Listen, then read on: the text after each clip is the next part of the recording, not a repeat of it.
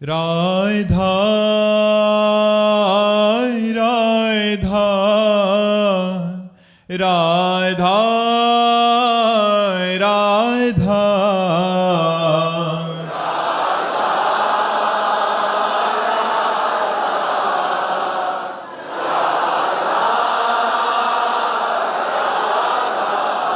हाय राधा राधा राधा राधा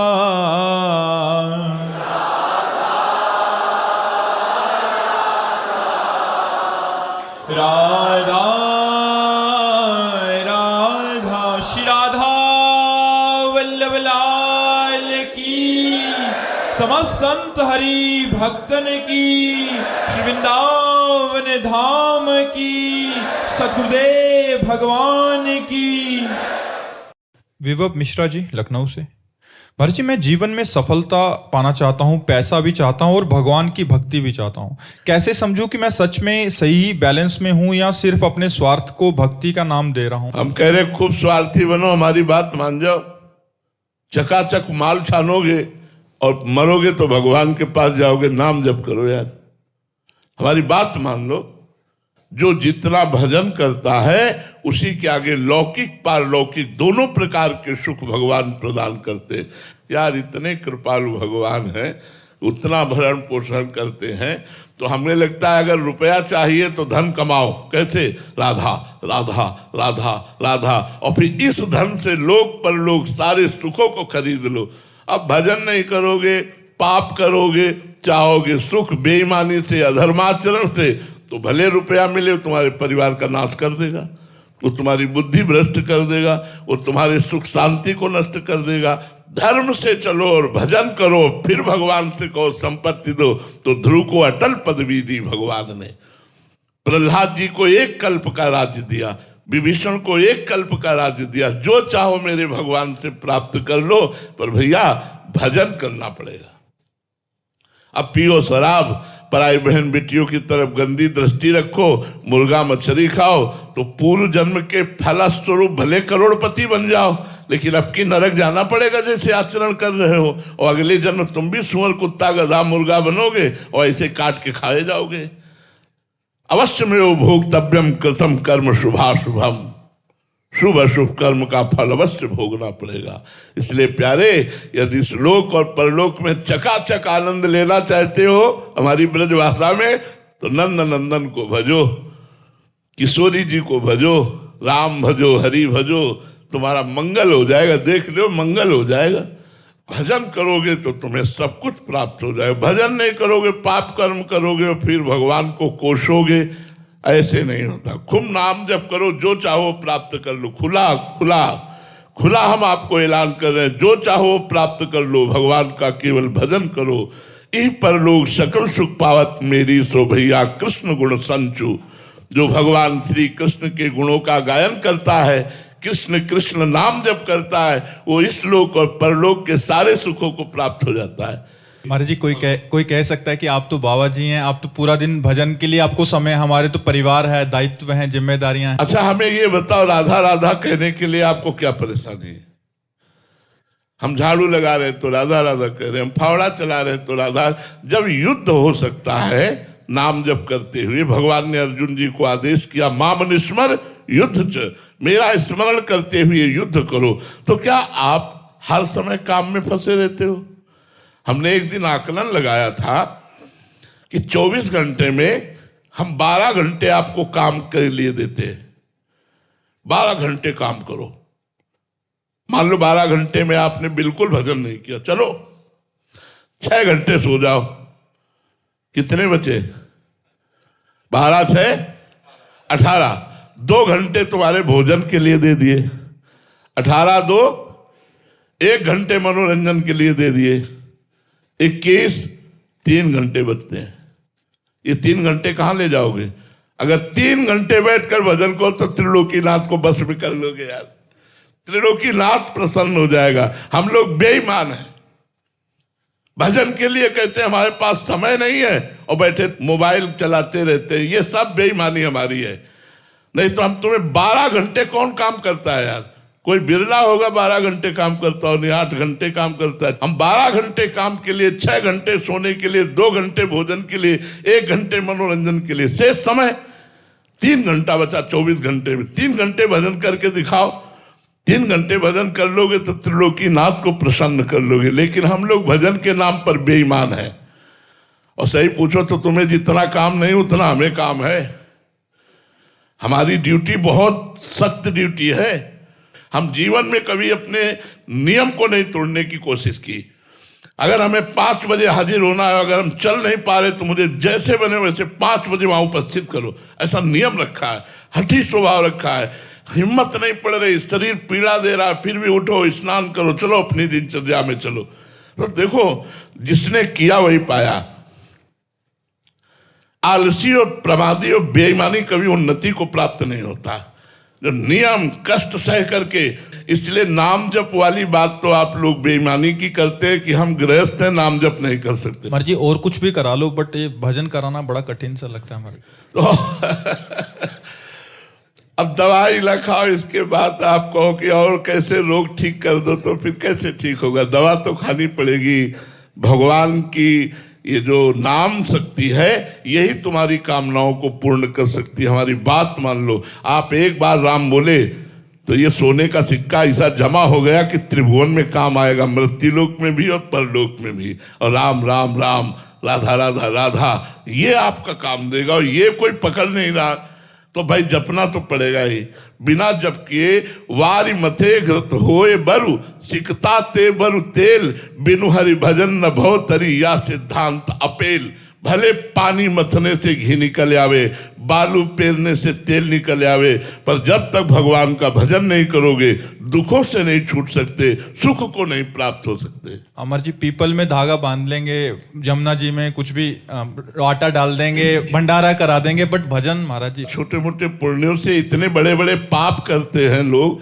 ईमानदारी से देखो, अपने जो गुप्त पाप हैं जीवन में, ऐसी ऐसी गलतियां हम सब लोगों से हुई, भगवान उसे क्षमा कर देंगे यदि नाम जप करोगे, भगवान की शरण में रहोगे तो आनंद में रहोगे। आज भगवान की शरण में है तो सब आनंद ही आनंद। रोग की स्थिति में भी आनंद है, मरने का कोई भय नहीं है, कोई चिंता नहीं है। मान लो मेरी बात, हर दुख मिटाने के लिए भगवान की नाम की शक्ति जागृत है, उसे खूब जप करो और आनंद लो। पर दुर्भाग्य है, कलयुग का ऐसा प्रभाव है कि सुनकर भी लोग नाम जप नहीं करते, सुनकर भी जानकर भी नाम जप। हम खुली बातें सब कह रहे, सब कुछ भगवान दे रहे, केवल भगवान की शरण में और नाम जप कर रहे। इसलिए गोस्वामी तुलसीदास जी कहते, जब अकबर बादशाह ने ताज उतार के रखा ना उनके चरणों में, तो आंसू आ गए कि जब राम का नहीं था तो तुलसी को मांगे कौड़ा नहीं मिलता था, लोग अभागी कहते थे। आज राम का हूं तो बादशाह उतार के ताज रख रहा है। ये बात है। उन्हीं भगवान की तो बात सुनने आप आए हो। नहीं, हम किस योग्य हैं? एक भिखारी भगवान के मार्ग के पथिक केवल होने के कारण, भगवान का दास होने के कारण ये सौभाग्य भगवान प्रदान कर रहे हैं। तो आप क्या उन भगवान की करुणा को नहीं प्राप्त कर सकते? क्या आप भगवान की उन कृपा में सुख और निर्भय और आनंद मगन नहीं हो सकते? इससे बड़ा और क्या सुख होगा? लौकिक पारलौकिक हर सुख भगवान प्रदान कर देने वाले हैं। इसलिए हमारी प्रार्थना है, तुम्हें जो चाहिए भगवान से मांगो, और वो तभी पूर्ण होगी जब नाम जप करोगे। जितना नाम जप करोगे, सुमेरी पवन सुत पावन नामू, अपने बस करी राखे रामू।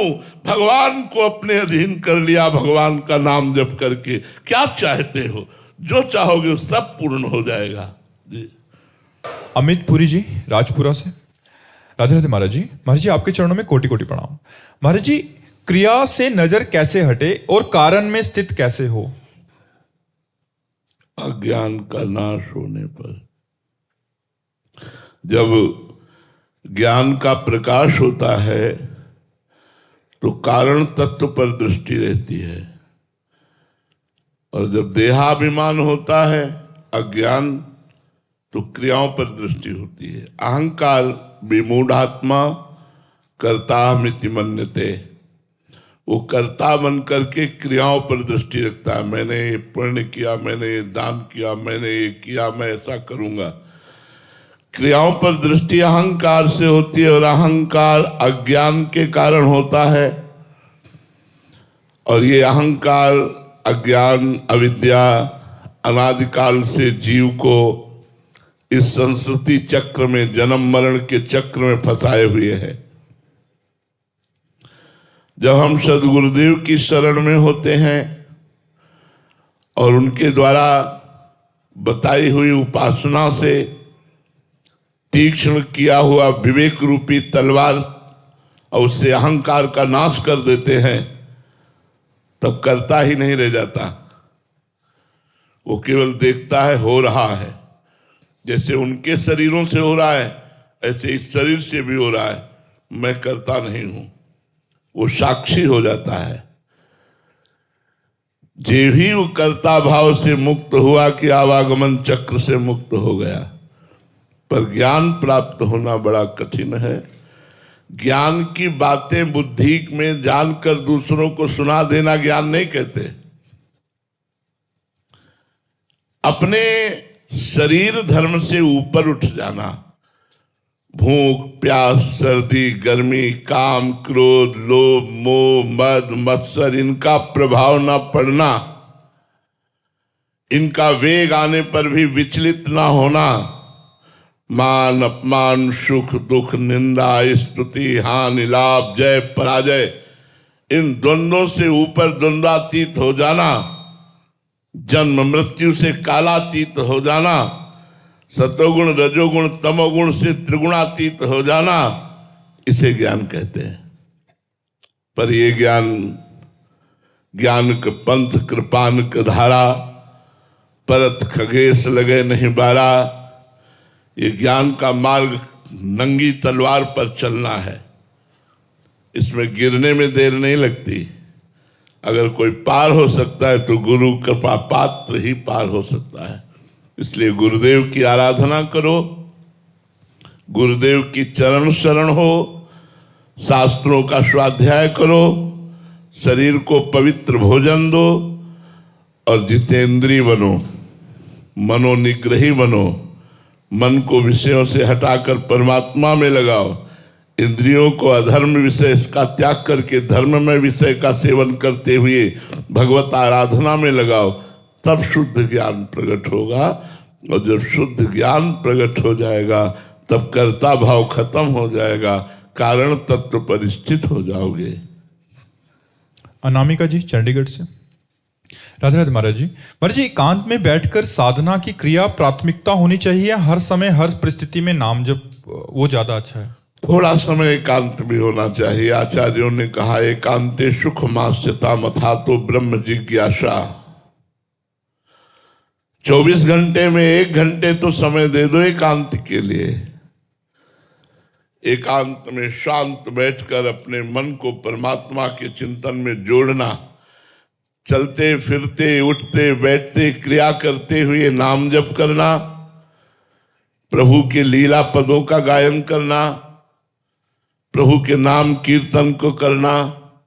लेकिन एकांत में बैठकर ध्यान पूर्वक, हम कहते ना 1 घंटा सही तो 24 मिनट ही दे दीजिए।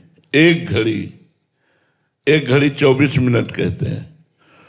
24 मिनट दे दीजिए। 24 मिनट कोई काम नहीं, कोई उठना नहीं, किसी से की तरफ देखना नहीं, कुछ बोलना नहीं, एकांत कमरे में बैठ करके अपने मन को परमात्मा में लगाना, ये जरूर करना चाहिए।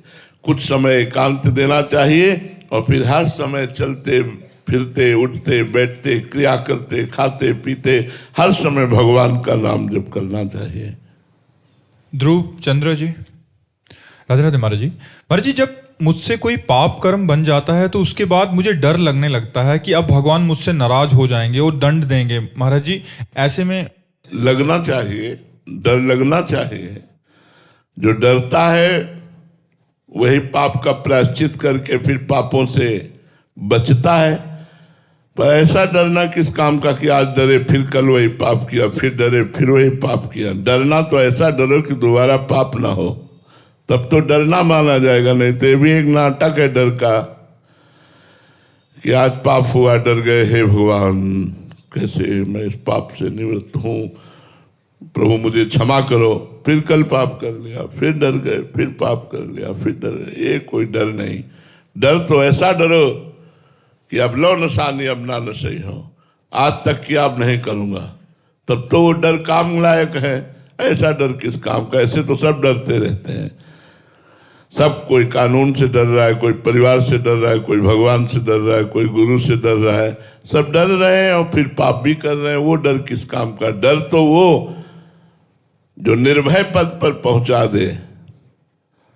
डर कर भगवान की शरण में हो जाओ और फिर दोबारा वो गलती ना करो तो डरना सार्थक हुआ। नहीं, वो डरना ही क्या, वो डर किस काम का? नाम जप करो, सब ठीक हो जाएगा। नाम जप करो, खूब डट के नाम जप करो। तुषार जी फरीदाबाद से। राधे राधे महाराज जी। महाराज जी, जैसे पुराने समय के पहले के संत महात्मा गुरुजन अपने शिष्यों की परीक्षा लेते थे, क्या आप भी अपने शिष्यों की परीक्षा लेते हैं? ना हमारे गुरुजी हमारी परीक्षा लिए, ना हम शिष्यों की परीक्षा लेते। कसा जाता है। हमारे गुरु, कल हमने चर्चा में बताया था, गुरुजी ने कसा। जैसे गाड़ी रफ्तार से दौड़ानी हो तो उसको पूरा चेक किया जाता है कि कहीं कोई पुर्जा ढीला तो नहीं है, तो ऊपर चढ़ाई। भगवान का मार्ग ऊर्ध्वगामी है और विषयों का मार्ग अधोगामी है। ऊर्ध्वमूल मधा शाखा मस्तम प्राहुरभ्यम, भगवान ने गीता में कहा है। तो ये गाड़ी ऊर्ध्वगामी है, तो उससे गुरुजन उसको कसते हैं। उस कसाई को आप परीक्षा समझ लीजिए या कुछ भी। जैसे जैसे वो परमार्थ पे बढ़ते जाते हैं वैसे वैसे वो उनको कस करके भगवान के योग्य बना देते हैं। अब परीक्षा शब्द तो मुझे कम समझ में आता है। मुझे ये लगता है कि गुरु अपने शिष्य को बलवान बनाता है। गुरु मेहरबान तो चेला पहलवान। माया उसे परास्त न कर पावे ऐसे हथकंडे सिखाता है, ऐसी युक्ति देता है जिससे वो मुक्ति को प्राप्त हो जाता है। परीक्षा विक्षा तो मुझे समझ में नहीं आता है। क्या परीक्षा लोगे? हम आपकी शरण में हैं, जो शरण में पड़ा है उसकी परीक्षा क्या है? परीक्षा तो पढ़ाई लिखाई करने वाले की होती है। हम तो आपकी शरण में प्रभु, जैसे नीच पामर अधा में आपकी। अब वो हमको महान बनाएंगे। अब महान बनाने के लिए हमें कसेंगे, वो हमें तपाएंगे, वो हमको कष्ट देंगे। कष्ट देकर वो हमको महान बनाएंगे। इसलिए परीक्षा तो नहीं, पर गुरु कृपा करके अपने शिष्य को कष्टप्रद जीवन देकर महान बनाता है। ये देखो, एक शीशा है, कंक्रीट मारो फूट जाता है, और उसी को गरम ठंडा करके विज्ञान के द्वारा ऐसा बना दिया जाता है कि बुलेट प्रूफ हो जाता है। नहीं हो जाता? गोली मारो तो नहीं टूटेगा। शीशा तो शीशा ही है ना, गोली मारो तो नहीं टूटेगा, और एक है कंकड़ मारो तो टूट जाएगा। तो गुरु अपने शिष्य को बुलेट प्रूफ बना देता है कि माया की हर चाल फेल हो जाए, हमारे शिष्य को माया परास्त न कर पावे। अब इसे आप परीक्षा मान लो या कसावट समझ लो या कृपा मान लो। समानता जी अंबाला से। राधे राधे महाराज जी। महाराज जी, जो भी हम सत्संग में सुनते हैं उसे आचरण में उतारने का बल कैसे आता है? नाम जप से। श्री हरिवंश नाम बल लहो, अपने मन भाई सब कहो, लहो शरण हरिवंश की। जब नाम बल से अध्यात्म बल जागृत होता है तो जो हम शास्त्रों में पढ़ते हैं, जो संतों से सुनते हैं, उसे हम आचरण में उतार सकते हैं। अगर नाम बल भागवतिक बल नहीं है तो दूसरों को उपदेश भले कर लो, खूब जानकारी इकट्ठा कर लो, लेकिन स्वयं में आचरण में नहीं उतार सकते आप। क्योंकि आचरण में उतारने के लिए अध्यात्म बल चाहिए। जानते हो ये पाप है फिर भी करोगे, जानते हो ये नहीं करना चाहिए फिर भी करोगे। क्यों? क्योंकि तुम्हारे अंदर अध्यात्म बल नहीं है। ये नाम अध्यात्म बल प्रकाशित करता है। इसलिए भगवान का नाम जप करो, भगवान की लीला कथा सुनो, जो भी कर्म करो भगवान को समर्पित कर दो। इससे तुम्हें अध्यात्म बल की प्राप्ति होगी, और ये अध्यात्म बल के द्वारा ही हम जानकारी का सदुपयोग कर पाएंगे। नहीं तो सबको अच्छी जानकारियां हैं लेकिन अच्छे आचरण नहीं है, क्योंकि वो अपनी जानकारी का प्रयोग नहीं कर पा रहे। क्यों? क्योंकि अध्यात्म बल नहीं है। इसलिए अध्यात्म बल धारण करो, अध्यात्मवान बनो, तो अपने आचरणों को आप सुधार सकते हो। श्री राधा वल्लभ लाल की।